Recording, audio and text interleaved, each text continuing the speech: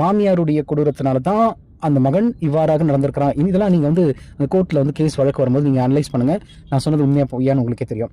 நண்பர்களே, தயவு செய்து நாம் குழந்தைகளுக்கு ஆண் பிள்ளையாக இருந்தாலும் சரி, பெண் பிள்ளையாக இருந்தாலும் சரி, குடும்பம்னா என்ன, வாழ்க்கைன்னா என்ன, வாழ்க்கையில் பணம் சம்பாதிக்கிற மாதிரி அது ஒரு பகுதின்னு வச்சுக்கோங்க. இப்போ ஒரு தொழில் பண்ணுறோம், இல்லை ஒரு வேலைக்கு போகிறோம், இதெல்லாம் ஒரு உண்மையாக நல்ல விஷயங்கள் தான்.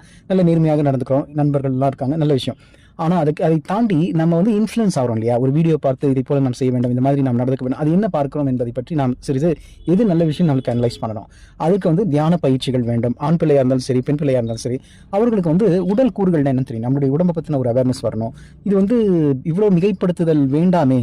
இது வந்து ஒரு இயல்பாக நடக்கிற விஷயங்கள் தானே. எல்லா அனிமல்ஸும் வந்து எந்த அனிமலுமே வந்து ஒரு அனிமலை வந்து வற்புறுத்துவது கிடையாது, இந்திய மனிதர்களை மட்டுமே தவிர.